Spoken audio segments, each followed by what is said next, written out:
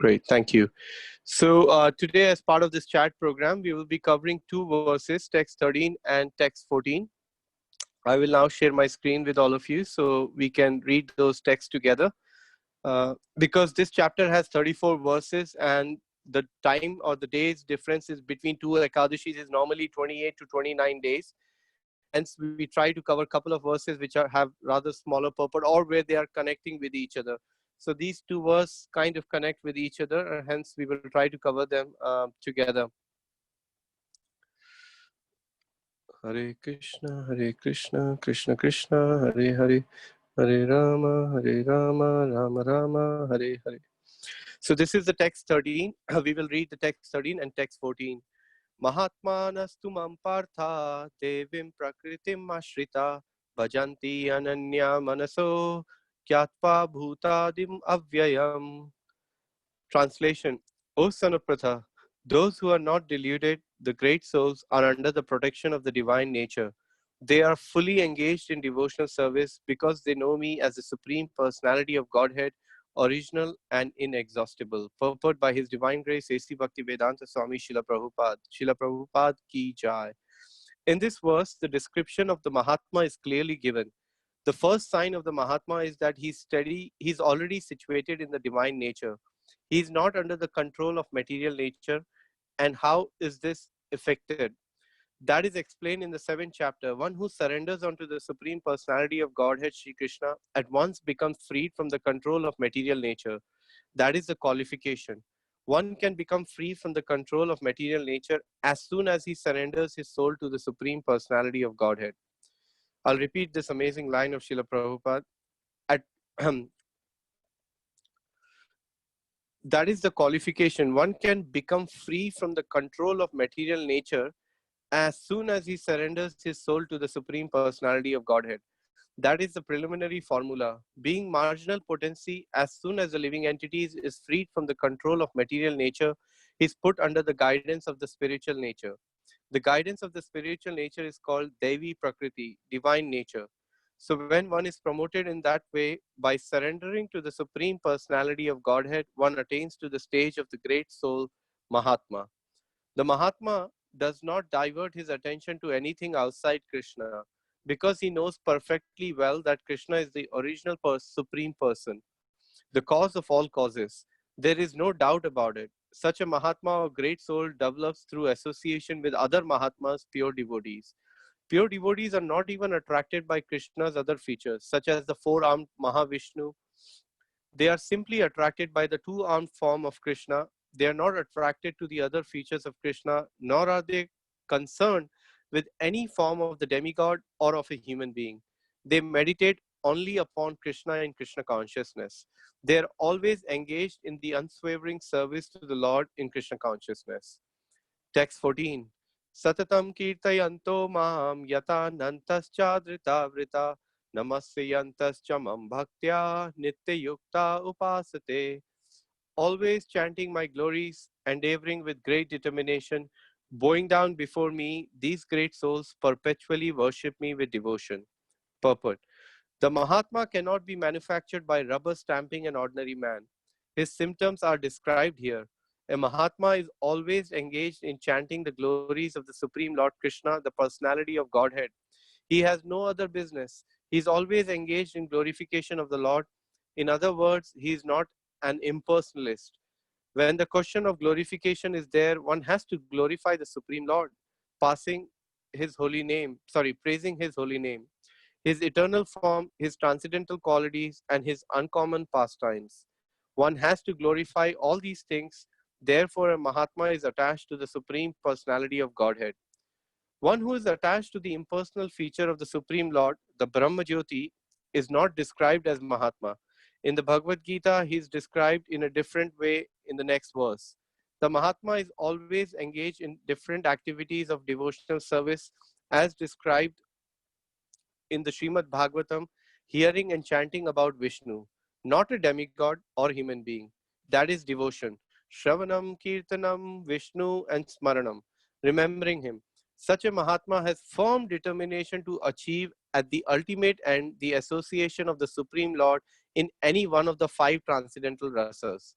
To achieve that success, he engages all activities, mental, bodily, and vocal, everything in the service of the Supreme Lord Sri Krishna.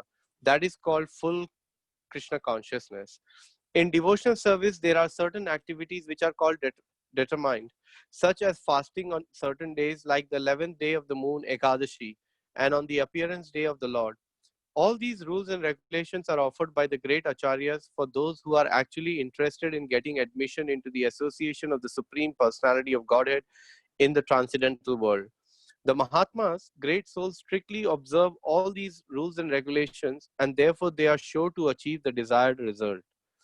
As described in the second verse of this chapter, not only is this devotional service easy, but it can be performed in a happy mood. One does not need to undergo any severe penance and austerity. He can live in this life in devotional service, guided by an expert spiritual master, and in any position, either as a householder or a sannyasi or a brahmachari, in any position and anywhere in the world, he can perform this devotional service to the Supreme Personality of Godhead and thus become actually Mahatma, a great soul. I like to seek the blessings of our acharyas. So I like to begin reading with the reciting the Mangla Charan.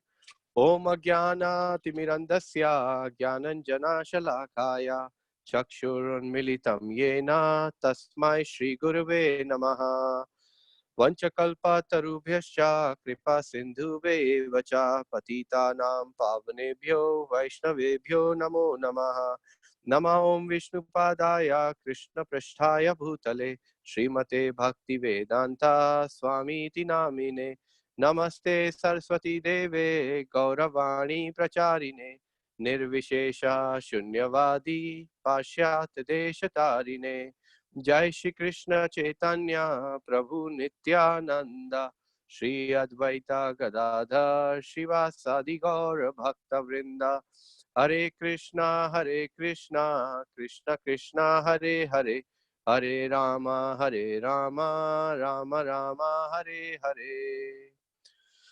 Thank you, dear devotees, for joining us for chapter a day of Bhagavad Gita. Today, we are on these two very, very beautiful verses from this chapter, which in itself is such a beautiful chapter. So, once again, let me share my screen. So I have some points which we can discuss from this purport. Once again, for those who have joined us this evening, today's session is slightly longer. We will finish our normal session at 8:45, after which there will be a wonderful bhajan. This evening, we will sing a bhajan of Narottam Das Thakur, because that's what we are doing on Saturday evenings now. So here is my screen. So just a quick summary again. The first three texts from this chapter are about knowledge and eligibility. Texts 4 to 10 are talking about Krishna's Achintya Bheda relationship with the world, that how he is actually behind everything and yet he is aloof from everything. And now text 11 to 25, the theme is that the fools neglect bhakti, but the divine don't. The people who have divine qualities, they accept this path of bhakti. So here, the word in these two texts, we will be discussing the Mahatmas, and those who do accept Krishna as he revealed himself. Those are actually called the Mahatmas. And in the text 12, we learn from Mukunda Hari Prabhu, who very nicely described that who are Duratmas, those who do not surrender to the Lord. So these are some of the signs of the Mahatmas from the text, starting with text 13. So firstly, he's already situated in the protection of the divine nature. And how is he situated in that protection? By surrender unto the Supreme Personality of Godhead, one is situated in the divine nature, and that divine nature is explained in the below verse. But before that, the another point of the Mahatma or the sign is that he's under the guidance of a spiritual master. So a Mahatma, although is a wonderful pure devotee of the Lord, but he's also under the direction of another pure devotee coming in the disciplic succession. So the point about the Devi Prakriti, there is a beautiful verse which Prabhupada quotes in the purport 7.14. Devi hi esha gunamai mama maya durataya mam eva ye prapadayante mayam etam tarantite. Translation: this divine energy of mind, consisting of the three modes of material nature, is difficult to overcome, but those who have surrendered unto me can easily cross beyond it. So this is the verse you'll probably recall, those who were with us when we started on the 7th chapter in this chat sessions. Here the Lord is saying that this divine energy, even this material energy, is actually divine because it's coming from the spiritual, from Krishna. And although it is consisting of the three modes of material nature, those three modes are mode of goodness, passion, and ignorance. Sattva gun, Rajas, and tamas. So these three gunas are completely binding us as a conditioned living entity, and we struggle to overcome them. But those who take to the shelter of the Supreme Personality of Godhead, Krishna, they can easily cross beyond it. In this particular purport of the 7.14, I wanted to draw your attention to a particular point where Prabhupada says that the word guna or the modes can also be referred to rope. So Prabhupada gives a very nice example in that purport. He says that a man who's bound by the hands, he cannot free himself. If somebody is shackled by the chains with hands or the legs, I mean, practically, I know we see in the in the movies sometimes. I have the recollections of some of the Bollywood movies when people tie you up, and then somebody, in a heroic kind of an attitude, you try to open up yourself, but it's not really possible unless we take the help of somebody who's not conditioned or who does not have those chains around us. So that is an analogy Prabhupada gives in a relation that a conditioned living entity has to take shelter of a spiritual master in order to free himself. And the spiritual master, with the light of the transcendental knowledge, cuts the knot of these material miseries in our heart. Bridhyate hridaye granthis, chidyante samsaya. So the verse in Srimad Bhagavatam says is that these knot gets pierced, through the knowledge. And that knowledge is given to us by our spiritual master, who, that's why it is said sometimes guru is also referred as word heavy. So Prabhupada warns us that we should not take the shelter of the spiritual master just as a fashionable thing. Oh, these days everybody has gurus or spiritual master, let me also take one. That's not the idea, because the idea is to present ourselves under the guidance of the spiritual master so we can be guided by him. And sometimes the instructions of the spiritual master can be very heavy. That is why the word guru is also referred as heavy. So one has to be very sincere to follow the instructions of the spiritual master. And we will see an example of how somebody who's situated and fully surrendered can overcome this energy. I'll share a little story with all of you. Before that, we will look at some points from this purport. So Mahatma does not divert his attention to anything outside Krishna. And how do they do that? Because he knows Krishna to be the original supreme person. Attached by his two-handed form, performs unswerving service. And these Mahatmas, they perform wonderful service. And they are not even interested in the four-armed form of Vishnu. They're only attracted by this beautiful Tribhanga two-armed form of the Lord. And right at the outset of the first canto of the Srimad Bhagavatam, it's confirmed that why, these devotees accept Krishna, because Srimad Bhagavatam is saying right at the beginning, Janmadi yasya yataho anvayad ita ratas charte shava abhijana swarat tene brahma hidaye adikavya muyanti yat suraya tejo hari vridam yatha vinimayo yatrati sargo misha dhamna svena sada nirahasata kuhukam satyam param dhimahi. So this verse is establishing very, very clearly that Lord Krishna is a supreme person from whom everything is coming. Even Lord Brahma, who's trying to create the creation, all that wonderful knowledge or the empowerment for creation is coming from Krishna. So a Mahatma has not only have a theoretical knowledge, but he has a comprehensive practical realization that Krishna is a person. And now we will see that how somebody who surrendered to the Lord can very easily overcome the prabhav, or the uh, uh, uh, what would be the word for prabhav in English? The effect of Impact.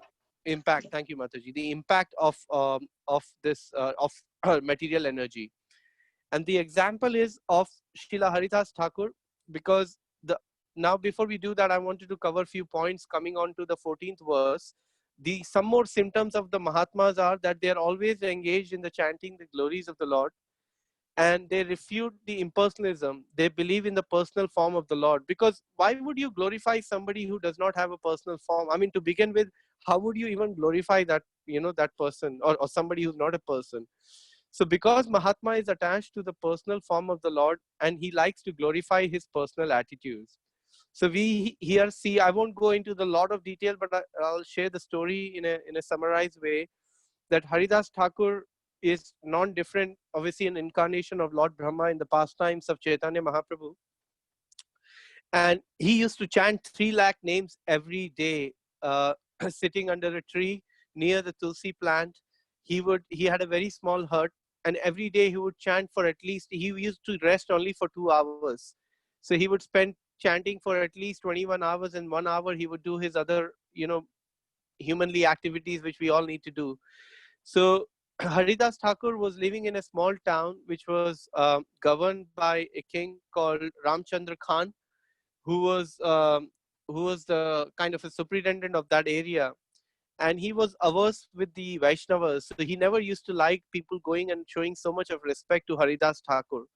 So he wanted to show to the world that Haridas Thakur is not such a great saint. So he did a plot with a prostitute. He invited a prostitute and he asked the prostitute, please go, and I want you to basically uh, try and uh, uh, result in the fall down of Haridas Thakur. Do something so that he falls from his practice, and everybody can see that he's just not, he's not a Vaishnava. He's just something doing to show something here. So prostitute said, absolutely, I can, with my beauty, I can charm anybody. And who's Haridas Thakur?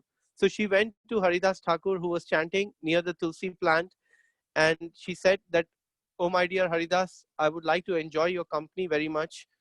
And you are in your youth, and you have this wonderful body. So why don't we enjoy together? And Haridas Thakur was chanting day and night, and he was completely absorbed. So he said to this prostitute that, kindly sit down.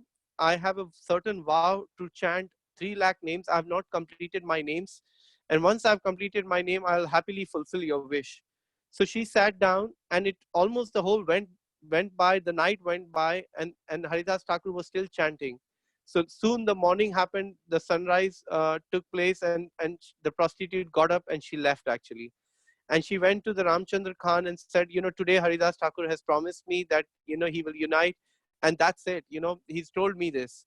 So she again goes back, and again the same thing happened. Haridas Thakur says, yesterday's, I couldn't even finish yesterday's round.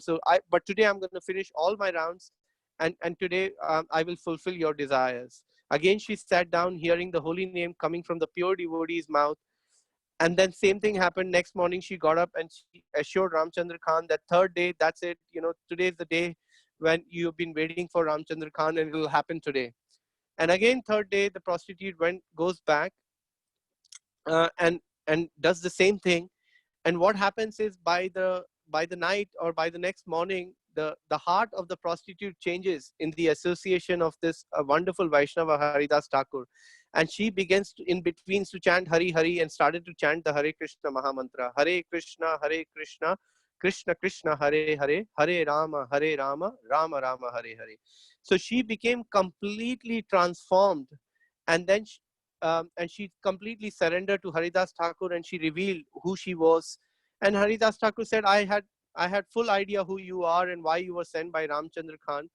Now you take my instruction because you have surrendered unto me. You go back, you give out all your belongings, your wealth, whatever you have accumulated by this unrighteous way, to all the people in your town, and then come back, uh, and surrender onto Tulsi Maharani here, chant, take to the holy name and keep chanting the Mahamantra. And she does exactly what Haridas Thakur had said. She even shaved her head, and she moved into Haridas Thakur's kutir, who then left after handing over that hut and the beautiful Tulsi plant. And then this wonderful Vaishnavi, who actually became a Vaishnavi, although was a prostitute, took to the holy name so sincerely and perfected her life. So this is the potency, that when somebody is has such conviction about the holy name and so much surrender to the Lord, not even the material energy which came in the form of Durga Devi to detract Haridas Thakur from the path could not touch Haridas Thakur. So this is, the holy name is non-different to Krishna. So as a practicing Vaishnavas, if we give our dedicated time in the morning, if possible, and as much as possible to chanting the glories of the Lord, then hopefully one day will come that even we will become so determined and so much, we will take so much shelter in the holy name that nothing will be able to touch us, like how it happened with Haridas Thakur, and this prostitute. So this is a real symptom of the Mahatma, and such a great lesson for us that we should try to develop some taste for chanting. If you're chanting one round, pray to Haridas Thakur and start chanting 2 rounds. If you're chanting 4 rounds, start chanting 6 rounds. By reading the Charitra or the life of Haridas Thakur, we all should get some, inspiration to either give attention to the holy name, to increase the quality or to increase the quantity. That should be our aspiration, you know, uh, taking the shelter of Haridas Thakur, who was such a wonderful example in the line of Chaitanya Mahaprabhu. And here is the qualities of somebody who's endeavoring with determination, somebody who's determined to achieve Lord's association in one of the 5 rasas, Prabhupada says in the purport to the text 14. And those 5 rasas, I know we discussed in the previous sort of verses, but those are the rasa of neutrality, the rasa of friendship, or sorry, servitorship, like Hanuman, who's serving Lord Ramchandra, or Prahlad, who's serving Narsinghadev. And then there is a servitorship in parentalhood, like Yashoda Maya, Devaki, how all the elderly gopis are serving in that rasa. And there is the 4th rasa, which is, the 3rd rasa is the Sakya rasa, the friendship rasa, like Krishna's friend, like Sridhama, Subala, all these friends are serving Lord Krishna. 4th is the parental one. And final one is the 5th one, which is the topmost rasa, the conjugal rasa. So somebody who's determined, they will achieve Lord association in one of these rasas.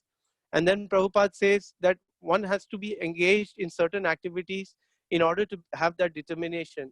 So fasting on the days like Ekadashi and the appearance days of the Lord actually adds to a lot of um, determination to our lot of shakti to our sadhana and spiritual activity. Bhakti Vinod Thakur called Ekadashi as the mother of devotion because she bestows special benediction. These days are very, very special when Ekadashi comes. We should try to increase our rounds, read Bhagavad Gita and Srimad Bhagavatam more and more. And the whole idea of Ekadashi, of course, apart from fasting from or just fasting completely, drinking water. Now we have Nirjal Ekadashi coming next on 2nd of June, I believe, on next week, Tuesday. It's the Pandav Nirjal Ekadashi. If anybody, any one of you have not had an opportunity to fast or by mistake have broken the fast, then you can try to fast this day without water. And then by doing so, you will get the result of all the fast which you are not able to do during the year or have by mistake broken a fast actually. But of course, Prabhupada was very practical. You have to take care of your health. If you have a health issue, you do what you can. You eat food which does not include any like potatoes or whatever things. There are special flowers which comes. You can eat that. So these days are ultimately are there to help us to become very determined in what we are trying to do. And finally, we have to follow the rules and regulations of great acharyas. So I have a picture of our wonderful Acharya, founder Acharya, His Divine Grace, A.C. Bhaktivedanta Swami Srila Prabhupada, who was so determined to follow the instructions of his spiritual master, all alone in the city of New York, looking to try and give the best of the best of the best knowledge to the whole world. Srila Prabhupada arrived in US, and he did that very, very wonderfully by, you know, uh, having so much of hardships. He was living in the home in Butler, Pennsylvania, where the family was keeping the meat and Prabhupada was keeping other items, vegetarian items in the different shelf, tolerating all these things. He had such a wonderful spiritual life in Vrindavan, but he gave up everything for us so that we can somehow get in touch with Krishna consciousness and have this fortune of practicing this bhakti and reading Bhagavad Gita like what we are doing today. And this is all because of the sacrifices and the austerities this wonderful, determined, pure devotee of the Lord performed for us, Srila Prabhupada. And pleasing the devotees is very important in our line. Without pleasing our devotees, we can't please anybody. So in fact, the devotees are more dear to us, to the Lord, than, and we have to take the inspiration from the devotees, because we don't know so much about the Lord, but the pure devotees carry the Lord in his heart. So here we see Lord Shiva is telling Parvati from Padma Puran, Aradhanam Sarvesham Vishnu Aradhanam Param Tasmat Paratram Devi Tadyanam Samarchanam. Translation: Lord Shiva told the goddess Durga, my dear Devi, although the Vedas recommend worship of the demigods, the worship of Lord Vishnu is topmost. However, above the worship of Lord Vishnu is rendering of service to the Vaishnavas who are related to Lord Vishnu. So you see here, first of all, Lord Shiva is saying the worship of Lord Vishnu is the supreme most worship. But he's saying, hang on a minute, before you conclude that, actually higher than worship of worshipping Vishnu is to worship the Vaishnava who's worshipping the Lord Vishnu. Because a Vaishnava is carrying Lord Vishnu in his heart. We see from Bhagavad Gita, Krishna may have promised that, I will not pick up any astra or any weapon on the other party, but he picks up to kill Bhishma Pitama, he picks up the chakra, he breaks his own promise. But when a devotee promises something, like for example, Arjuna promised that before the sunset he's going to kill Ashwathama. So for the sake of keeping the devotee's promise and keeping the words of devotees true, Lord Krishna arranged that he, even the sun had set, he made sure the sun was still there actually. So this is the beauty of taking the shelter of a pure devotee of the Lord like Srila Prabhupada, our spiritual masters. Then we are completely assured of the success. All we have to do is somehow give our ears to their instructions and make those instructions as our very heart and soul, and follow that. In the purport to AK, there is this beautiful verse in Bhagavad Gita, Bahunam, no, I think, I'm forgetting the Sanskrit, but the English translation, Prabhupada says that one has to have one pointed um, determination towards the Lord. And Prabhupada says in the purport that one should ready to do whatever it takes to follow the instructions of the spiritual master. And by following the instruction of the spiritual masters, our life will be successful. So I wanted to read these two, one purport of Srila Prabhupada from Bhagavatam and a letter Prabhupada writes, which will bring this point so much home about, how determined Srila Prabhupada was. So we'll read the first one. In executing penance, one must be determined to return home back to Godhead and must decide to undergo all types of tribulations for that end. Even for material prosperity, name, and fame, one has to undergo severe types of penance.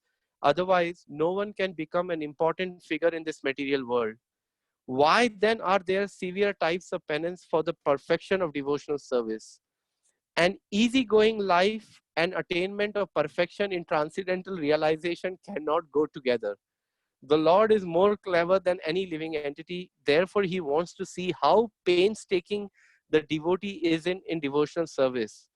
The order is received from the Lord either directly or through the bona fide spiritual master, and to execute that order, however painstaking, is the severe type of penance. One who follows the principle rigidly is sure to achieve success in attaining the Lord's mercy. I mean, I don't have to give any further explanation in this purport. It is so simple and commonsensical and perfectly explained in the second canto, 9th chapter, 24th verse. Srila Prabhupada is giving directly that this is the formula of becoming determined. And then he writes in a letter on 5th of January, 1972, good things do not come so easily. You know the difficulties that I encountered in my first year in your country. Sometimes I did not even know where I was to live. Neither when I came did I have any friends. But I was always determined that somehow I would do everything possible to fulfill the desire of my Guru Maharaj. And despite all difficulties, I always remain enthusiastic. If you just take these words of Srila Prabhupada and try to contemplate in your life, imagine the amount of dedication and determination Srila Prabhupada had, and the faith in the instructions of his spiritual master, that will give us some attraction towards devotional service. Because here we are trying to follow an Anugatya, a pure devotee of the Lord. And just by reading these divine instructions of Srila Prabhupada in the form of the letters, he's trying to give us something here. He's trying to hint us that don't worry if you cannot find a beautiful bed to sleep. Do not worry for if you cannot find a wonderful meal to eat. Don't worry if you don't get food to eat on Ekadashi. Prabhupada is saying, take those hardships. Goswamis were changing the trees every night. They didn't even have a house. They were moving from one tree to another to sleep. So much of austerity they did for who? They gave us these books, these temples, these dhams, so that we can perfect our life actually. That's the definition of determination. So I wanted to try and end on this mood. And now just on the last slide, I have, I think, 2 slides. Sorry, we've gone a little bit further because it was 2 verses today. So I do apologize. So at the end, it is explained the Mahatmas, they're always bowing down before me. And Prabhupada is saying you don't have to perform any severe austerity or penance. You know, following Ekadashi with some fruits, this and that, that's not penance to what Dhruv Maharaj and Prahlad Maharaj and Prabhupada and all these personalities did. And we can perform in any social condition or any ashram. You know, we are working, no problem where you're working, chant 16 rounds or chant what you can to begin with, read some books of Prabhupada, hear some lectures of Srila Prabhupada, and that will help us to come closer to finally take to the shelter of a spiritual master who can further guide us in devotional service. And this is what Prabhupada writes in Chaitanya Charitamrita Adi Leela chapter 1 text 45. The relationship of a disciple with his spiritual master is as good as his relationship with the Supreme Lord. A spiritual master always represents himself as the humblest servitor of the personality of Godhead, but the disciple must look upon him as the manifested representation of Godhead. So a spiritual master never thinks he's as good as God, but a devotee or the disciple of the spiritual master should give him the same respect, if not more actually. Because we can read something about the Lord, but the spiritual master can reveal us what we have read about the Lord. That's the difference. And that is why it's so important to try to take some hardships. Sometimes the instruction of the spiritual master is not so easy to follow. I want to give you a small example. When Prabhupada was told by Bhakti Siddhanta Saraswati Thakur, please, I want you to go out in the Western country and preach.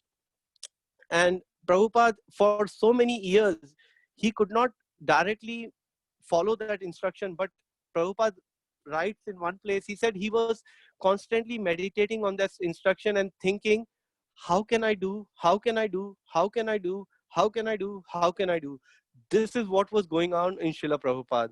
And that is the mood of a devotee. So when an instruction comes from Prabhupada, we should not make ourselves, oh, I can't do anything, Prabhuji, Mataji.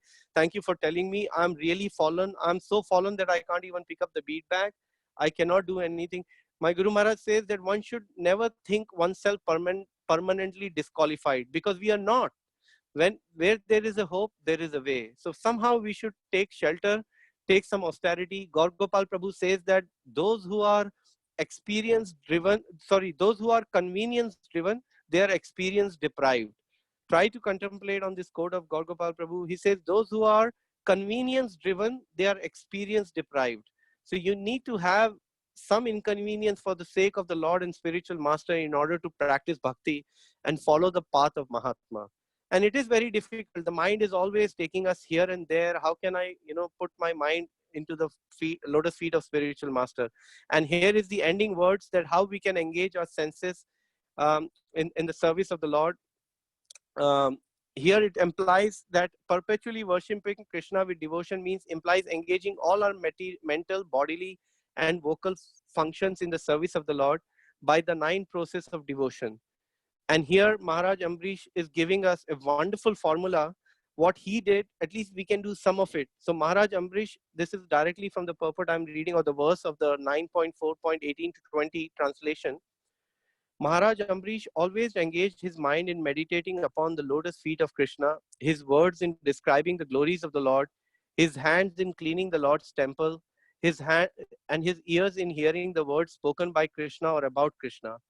He engaged his eyes in seeing the deity of Krishna, Krishna's temples, Krishna's places like Mathura and Vrindavan. He engaged his sense of touch in touching the bodies of the Lord's devotees. What a beautiful point. He engaged his senses of smell in smelling the fragrance of Tulsi offered to the Lord. And he engaged his tongue in tasting the Lord's prasad. He engaged his legs in walking to the holy places and temples of the Lord, his head in bowing down before the Lord, and all his desires in serving the Lord 24 hours a day. Indeed, Maharaj Ambrish never desired anything for his own sense gratification.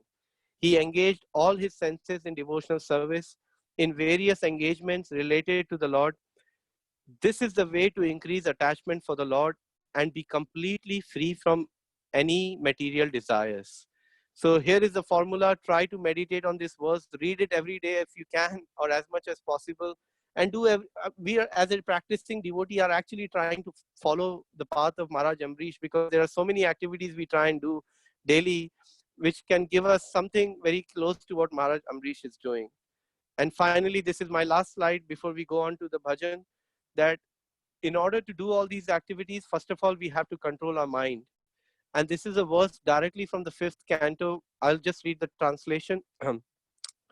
This uncontrolled mind is the greatest enemy of the living entity. If one neglects it or gives it a chance, it will grow more and more powerful and will become victorious.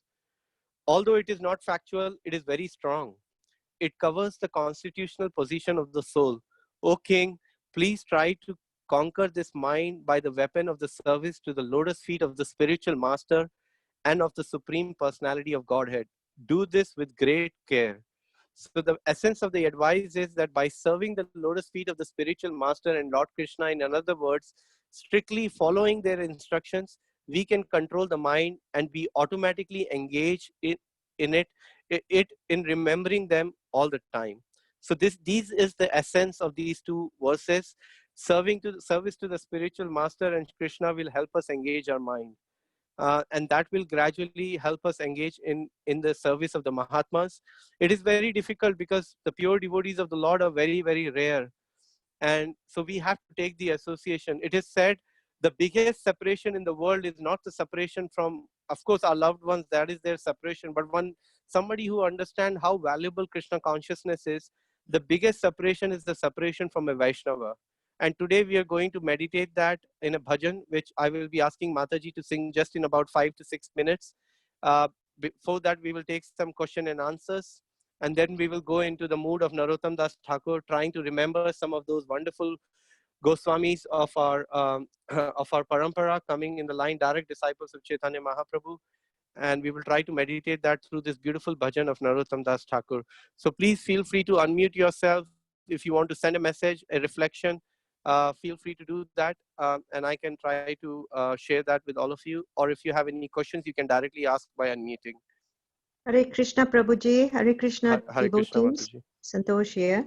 I'd Hare like to Krishna. ask you a question in the purport of text number 14, Yes, where Mataji. it says, one does not need to undergo any severe penance and austerity.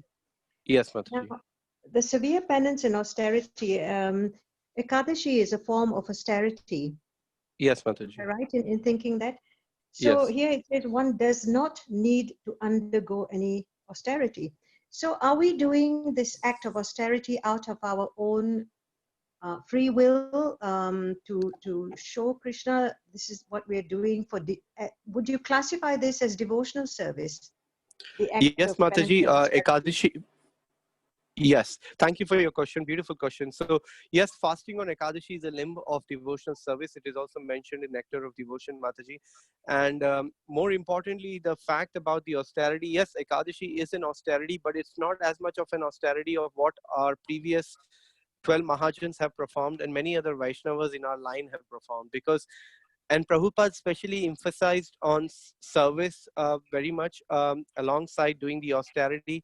So if we are fasting, but if we are not able to do our service, chant or read properly, then we may as well eat something. But especially on the day of Ekadashi, we should avoid eating anything which is because I won't go into the long story. A lot of you probably are already aware. It's by fasting on Ekadashi, you do not need to fast on any other fast in the year, as of course our acharyas and Lord's appearance day, but there are so many other fasts like people do Tuesday, Wednesday, Thursdays.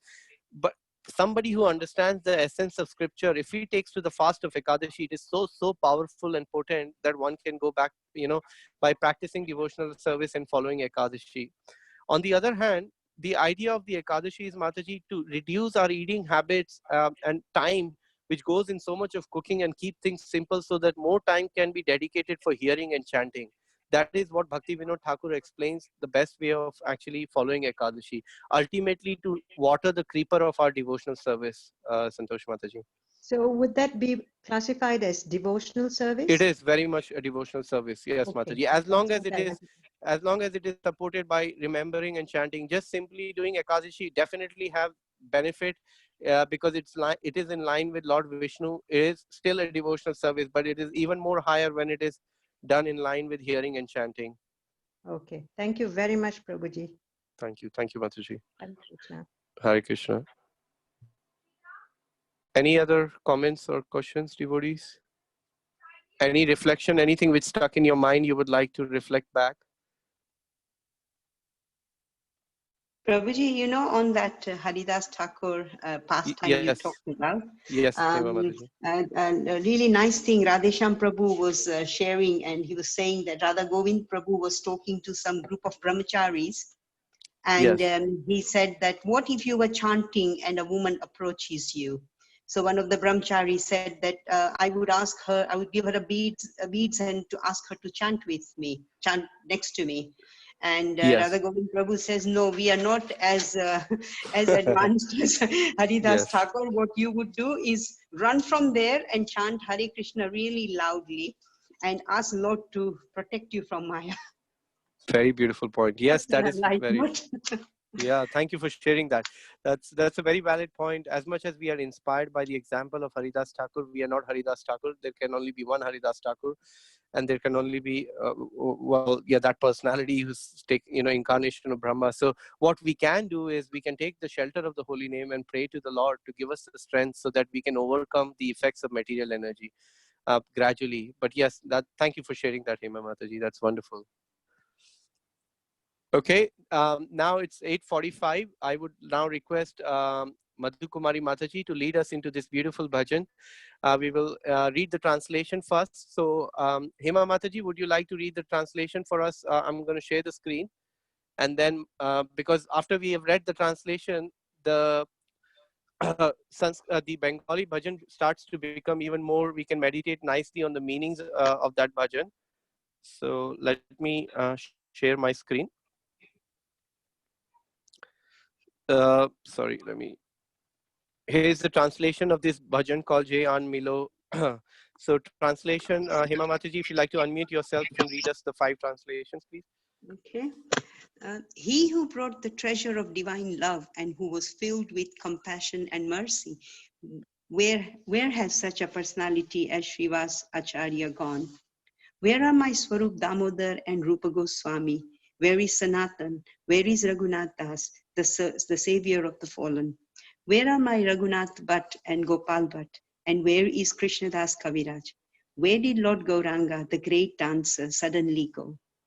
I will smash my head against the rock and enter into the fire. Where will I find Lord Gauranga, the reservoir of all wonderful qualities? Being unable to obtain the association of Lord Gauranga, accompanied by all these devotees in whose association he performed his pastime, Narottam Das simply weeps. Beautiful. Chai. So here is this beautiful bhajan, dear devotees. We are trying to remember our Goswamis who are the wealth or the treasure house of this pure devotional service. And Narottam Das Thakur is trying to give us a glimpse of these various personalities who he is deeply and very intensely missing the association of. Um, and he's praying, where are these devotees? So Madhu Kumari Mataji, who said to me it's her favorite bhajan when I requested her. So I'm very glad that it is. Mataji, over to you. Please lead us into this beautiful prayers by Narottam Das Thakur. Thank you, Prabhuji. Hare Krishna. I seek all your blessings. I seek my Guru Maharaj's blessing. It is one of the bhajans that he sings very often, actually. Oh, Thank Jai. you. Yeah. Je anilo prema dhana koruna prachur. Je anilo prema dhana koruna prachur. Heno Prabhu kotha gela Acharya Thakur. Heno Prabhu kotha gela Acharya Thakur. Kaha mora swarup rupa कहाँ सनातन, कहाँ मोरा स्वरूप रूपा, कहाँ सनातन, कहाँ दास रघुनाथ, पतित पावन, कहाँ दास रघुनाथ, पतित पावन, कहाँ मोरा भट्ट जुगा, कहाँ कबीरा,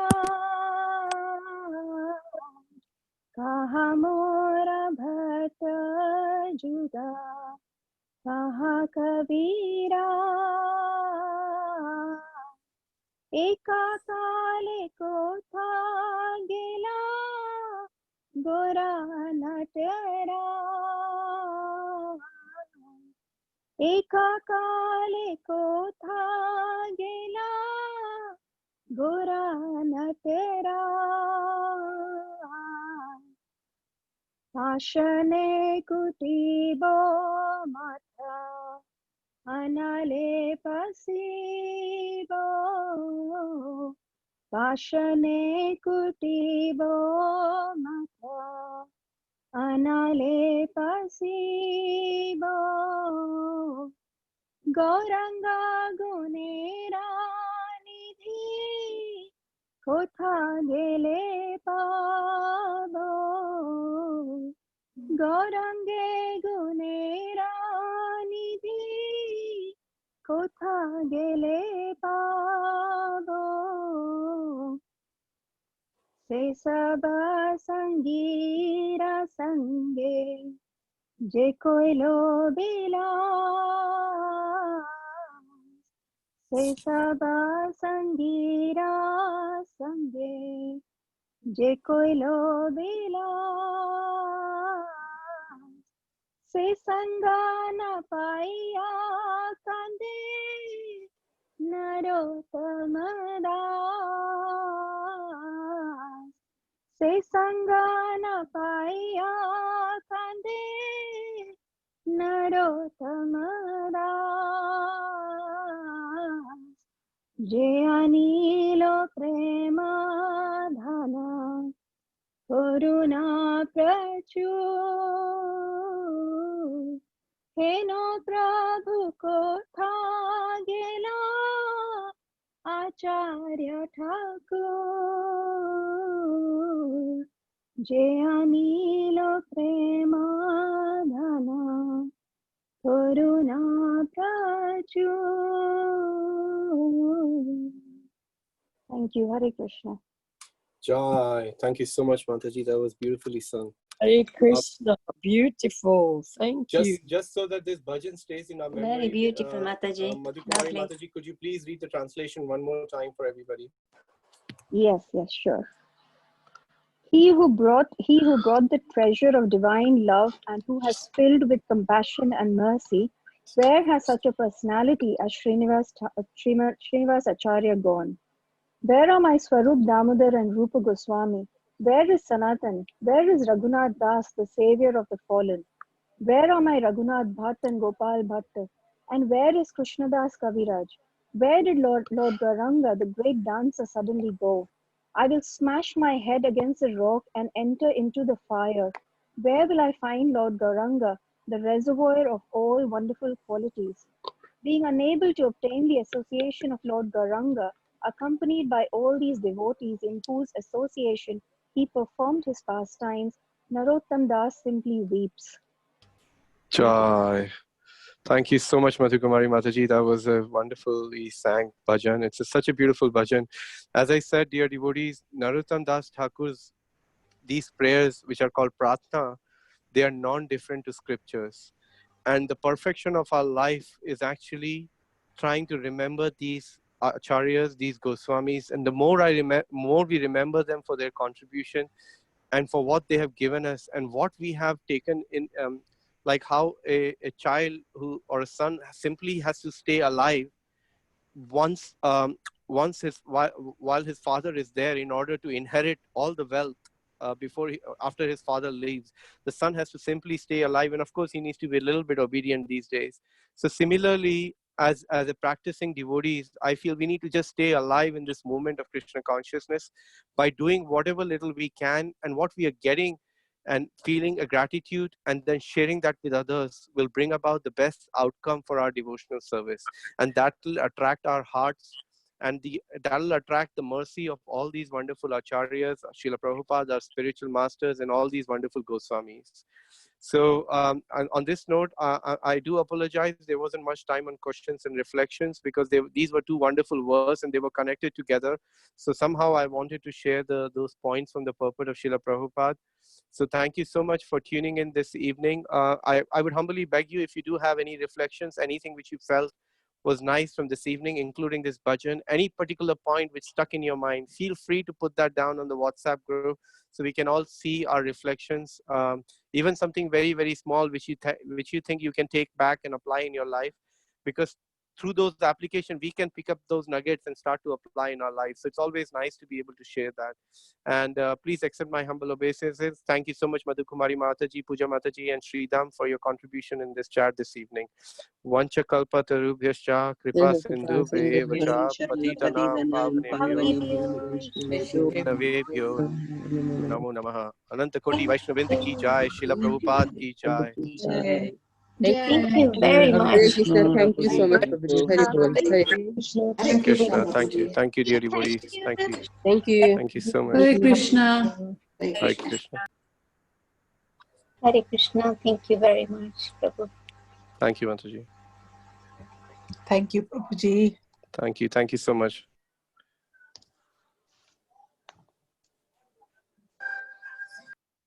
Hare Krishna, Prabhuji. Thank you so much for a wonderful class. Thank you. Thank you so much. Thanks for your encouragement. Jai Srila Prabhupada. Yes. Hare Krishna. Jai Srila Prabhupada ki jai. Hare Krishna. Hare Krishna. Hare Krishna, Devanam Prabhu. Thank you for the class. Thank you, Prabhuji. Thank you so much. Hare Krishna. Thank you, Prabhuji. Very nice class. Thank you, Mataji. Thank you for joining us. Hare Krishna. Thank you.